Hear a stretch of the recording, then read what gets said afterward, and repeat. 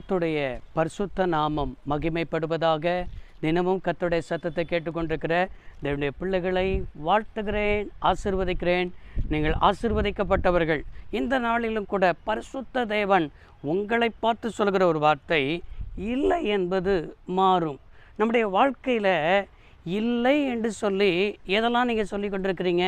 நம்முடைய வாழ்க்கையில் பணம் இல்லை அப்படின்னு நம்ம சொல்கிறோம். அதெல்லாம் ஆண்டவர் இன்னைக்கு மாறும்னு சொல்லுகிறார். என் வாழ்க்கையில் பலவீனத்தோடு கூட நான் இருக்கிறேன், என் வாழ்க்கையில் பலன் இல்லை என்று சொல்லுகிறோம். இன்றைக்கி உன் வாழ்க்கையில் பலவீனம் மாறும். இன்றைக்கி அதுபோல் என் பிள்ளைகள் என் கூட இல்லை என்று சொல்கிறோம் பாருங்கள். தூர பிரயாணத்தில் இருக்கிறார்கள்.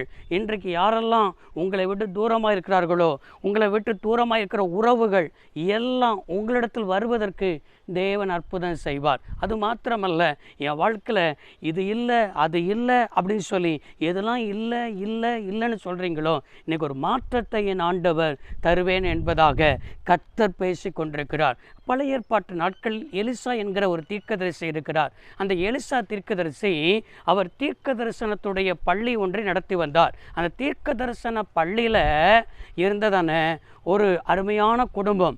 அந்த குடும்பத்தில் அருமையான தீர்க்கதரிசி மரித்து போகிறார். அவருக்கு 2 பிள்ளைகள். அந்த தீர்க்கதரிசி கடனோடு கூட மரித்து போகிறார்.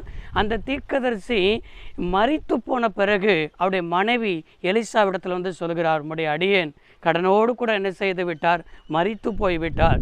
கடன் வாங்கினவன் என் பிள்ளைகளை அடிமையாக்கி கொள்ள வருகிறான் என்று சொல்லி தன்னுடைய அங்கலாய்ப்புகளை, தன்னுடைய இயலாமைகளை, தன்னுடைய இல்லாமைகளை எல்லாவற்றையும் எலிசாவிட்ட வந்து சொல்லும்போது எலிசா சொல்கிற ஒரு வார்த்தை, உன்ட்ட என்ன இருக்குது? ஒரே ஒரு குடம் எண்ணெய் மட்டும்தான் என்ன செய்கிறது இருக்கிறதாக சொல்கிறாள்.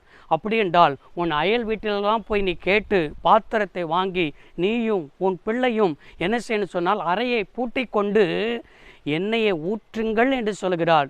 எலிசா சொன்ன வார்த்தையின்படியே அயல் வீட்டில் பாத்திரங்கள் எல்லாவற்றையும் கேட்டு வாங்குகிறார்கள்.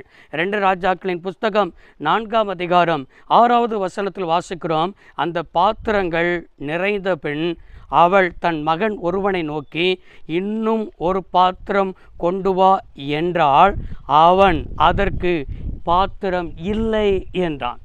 எப்போ பாத்திரம் இருக்க இருக்க இருக்க எண்ணெய் எலிசா சொன்ன வார்த்தையின்படியே நிறைவேறி ஒரு குடம் எண்ணெய் எத்தனையோ பாத்திரங்கள் நிரம்பத்தக்கதான எண்ணெயில் ஒரு அற்புதம் நடந்தது.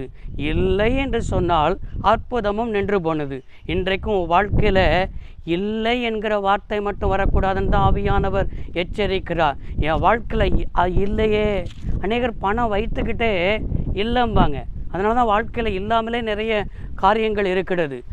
அது மாத்திரமல்ல, நம்முடைய வாழ்க்கையில் ஜெபிக்கிறதுக்கு நேரம் இல்லை அப்படிங்கிறோம். அது மாத்திரம் வேத வாசிக்கிற நேரம் இல்லைங்கிறோம். ஆலயத்துக்கு போகிறதற்கு நாட்கள் இல்லைங்கிறோம். எல்லாமே இல்லைங்கிறோம்.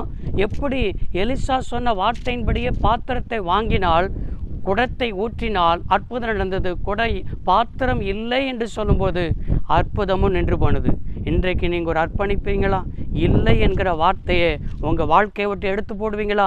இன்றைக்கு ஒரு முடிவை தருகிறார். உங்களுக்கு ஒரு அற்புதத்தை கத்திருந்த நாளில் செய்வேன் என்று வாக்கு பண்ணுகிறார். ஜெபம் பண்ணுவோம். வானத்தை பூமி உண்டாக்கின சர்வ வல்லமை உள்ள தெய்வமே, உம்முடைய பிள்ளையுடைய வாழ்க்கையில் இல்லை என்பது மாற உதவி செய்யும். இயேசு ரட்சக நாமத்தில் பிதாவே, ஆமேன். கர்த்தர் உங்களை ஆசீர்வதிப்பாராக.